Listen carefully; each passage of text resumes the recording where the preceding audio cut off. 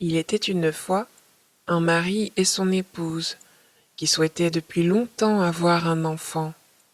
Un jour enfin, la femme caressa l'espoir que le bon Dieu exaucerait ses vœux. Ces gens avaient à l'arrière de leur maison une petite fenêtre depuis laquelle ils pouvaient apercevoir un splendide jardin où poussaient les plus belles fleurs et les meilleurs simples. Mais il était entouré d'un haut mur, et personne ne s'y risquait, car il appartenait à une puissante magicienne que tous craignaient. Un jour, la femme se tenait devant la fenêtre et regardait dans le jardin.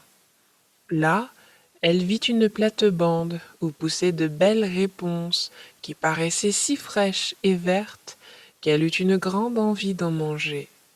L'envie grandissait chaque jour, et comme elle savait qu'elle ne pourrait pas en avoir, elle dépérissait, pâlissait et prenait un air de plus en plus misérable. Alors, le mari prit peur et demanda: Que te manque-t-il, ma chère épouse? Hélas, répondit-elle, si je ne peux manger de ces réponses du jardin derrière notre maison, alors je mourrai.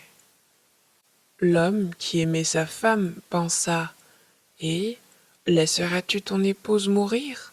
Va lui chercher des réponses, quoi qu'il pût t'en coûter.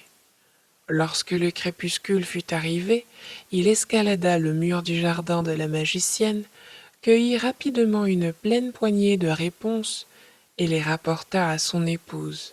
Elle s'en fit aussitôt une salade et la mangea d'un coup, avidement. Elles lui plurent tant que le jour suivant, elle en eut encore 3 fois plus envie. Pour la calmer, l'homme dut encore une fois escalader le mur du jardin. Il le fit à nouveau au crépuscule. Mais tandis qu'il grimpait au mur, il fut brusquement effrayé, car il aperçut la magicienne qui se tenait devant lui. Comment peux-tu te risquer, dit-elle avec un regard plein de courroux, à pénétrer dans mon jardin et à me voler mes réponses comme un brigand? Tu vas être puni. Hélas, répondit-il, faites-moi grâce et justice. Je ne l'ai fait que par nécessité. Mon épouse a vu vos réponses depuis notre fenêtre, et elle en conçut une telle envie qu'elle serait morte si elle n'avait pas pu en manger. La magicienne laissa alors tomber son courroux et lui dit: Prends-en autant que tu voudras. J'y mets seulement une condition. Tu dois me donner l'enfant que ta femme mettra au monde. Il sera bien traité, et je m'en occuperai comme une mère.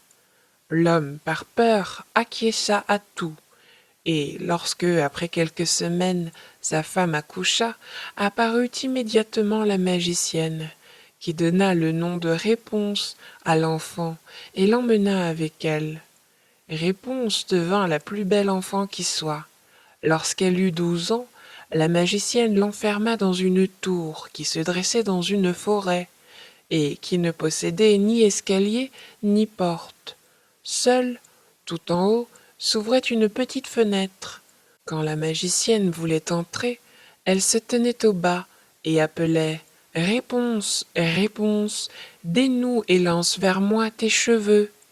Réponse avait de longs et splendides cheveux fins et filés comme de l'or. Lorsque la voix de la magicienne lui parvenait, elle dénouait ses nattes, les passait autour d'un crochet de la fenêtre et les laissait tomber 20 pieds plus bas. Ainsi, grâce à ceci, la magicienne pouvait grimper dans la tour.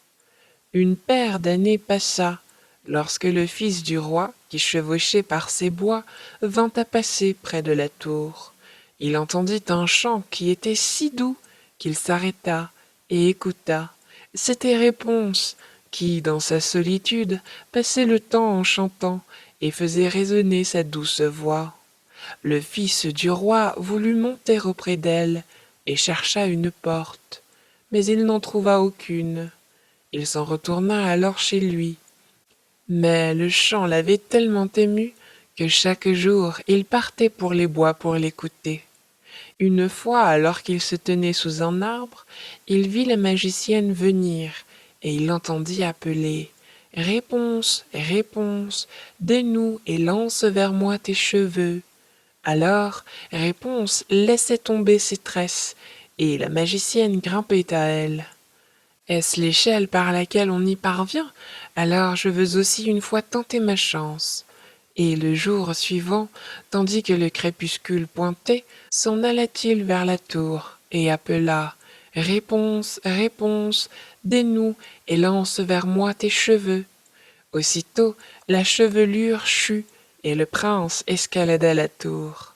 Au début, Réponse fut horriblement effrayée qu'un homme vînt jusqu'à elle, alors qu'elle n'en avait jamais vu un de ses yeux.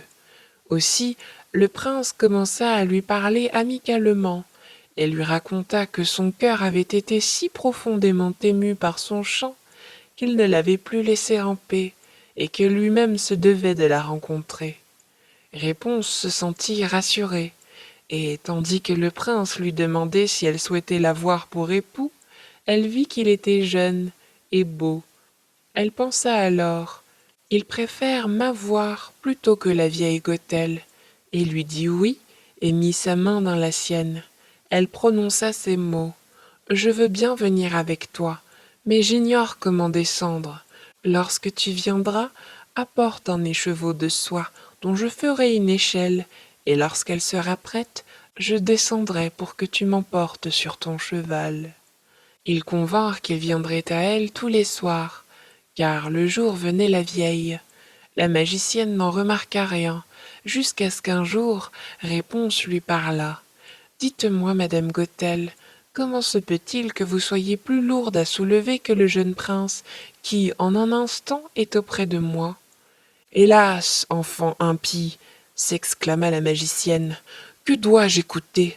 Je pensais t'avoir mise à l'écart du monde, et tu m'as trahie. » Dans sa colère, elle attrapa la chevelure de Réponse, lui envoya une paire de claques de sa main gauche, attrapa de sa main droite une paire de ciseaux, et en un clin d'œil, les tresses furent étalées sur le sol.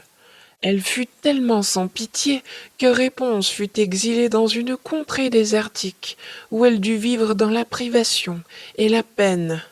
Le jour même où Réponse fut bannie, la magicienne accrocha les tresses à la fenêtre, et lorsque le prince arriva et appela « Réponse, réponse, dénoue et lance vers moi tes cheveux », elle laissa choir les cheveux. Le prince monta, mais ne trouva pas sa chère Réponse, mais la magicienne qui lui jeta un regard méchant et empoisonné.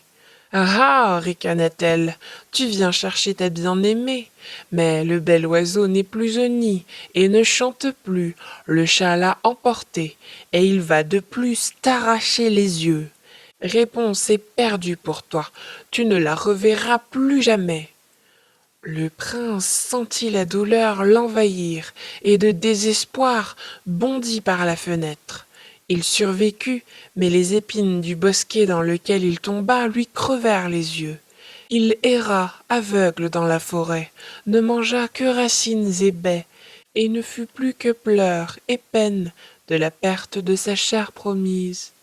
Il se traîna ainsi quelques années, misérablement, et atteignit finalement la contrée déserte, où Réponse survivait péniblement avec les jumeaux qu'elle avait mis au monde, un garçon et une fille.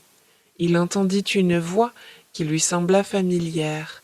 Il s'approcha, et Réponse le reconnut. Elle se pendit à son cou et se mit à pleurer. Deux de ses larmes tombèrent dans ses yeux, et il recouvra ainsi la vue qu'il avait perdue. Il l'emmena dans son royaume, où il fut accueilli avec joie. Ils y vécurent longtemps, heureux et sereins.